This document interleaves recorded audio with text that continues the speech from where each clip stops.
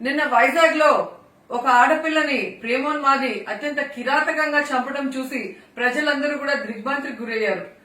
ఈ రోజు ఇంటర్ పూర్తి చేసుకున్న వరలక్ష్మి అనే అమ్మాయిని సాయి వెంకట్ ప్రేమ పేరుతో వేధించి ఆ తర్వాత ఆ అమ్మాయిని అత్యంత కిరాతకంగా చంపడం అనేది ఎవరూ కూడా జీర్ణించుకోలేకపోతున్నారు.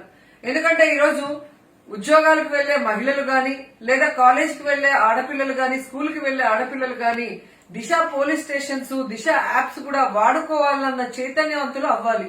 ఎందుకంటే ఏ చిన్న అనుమానం కలిగినా ఏ చిన్న వారికి ఏదైనా జరుగుతుందన్న భయం ఉంటే వెంటనే ఆ యాప్ ద్వారా కనుక మెసేజ్ పంపిస్తే 5 నిమిషాల్లో వాళ్ళు ఉన్న ప్లేస్ కి వచ్చి వాళ్ళని సేఫ్ చేసే అవకాశం ఉంది.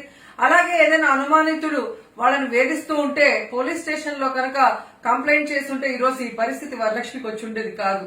కానీ దురదృష్టం ఈ రోజు ఆ అమ్మాయిని గొంతు కోసి అత్యంత కిరాతకంగా సాయి వెంకట్ చంపడం అనేది అతన్ని వదిలిపెట్టకూడదు. ఈ రోజు రాష్ట్ర ప్రభుత్వం వెంటనే మరి స్పందించి సాయి వెంకట్ ని అదుపులో తీసుకోవడం జరిగింది. అలాగే జగన్మోహన్ రెడ్డి గారు బాధితురాలి కుటుంబాన్ని ఓదార్చి వారికి ఆర్థిక సాయంగా 10 లక్షలు కూడా ప్రకటించడం జరిగింది. ఇలాంటివి మళ్లీ పునరావృతం కాకుండా ఇది ఎలా జరిగింది ఎందుకు జరిగింది అన్న దాని మీద చీఫ్ సెక్రటరీ అలాగే డీజీపీ అలాగే ఇంటెలిజెన్స్ చీఫ్ తో మరి డిస్కషన్ కూడా జరగడం మనం అందరం కూడా చూసాం. అలాగే ఈ దిశ పోలీస్ స్టేషన్ లో ఉన్న అధికారులందరికీ కూడా అప్రమత్తం చేసి భవిష్యత్తులో మళ్లీ ఇలాంటివి జరగకూడదని మరి జగన్మోహన్ రెడ్డి గారు గట్టిగా హెచ్చరించడం జరిగింది. అండ్ వరలక్ష్మి ఈ ఇన్సిడెంట్ మీద కూడా జగన్మోహన్ రెడ్డి గారు చాలా సీరియస్ గా తీసుకుని సాయి వెంకట్ లాంటి వాళ్ళని కఠినంగా శిక్షించాలి.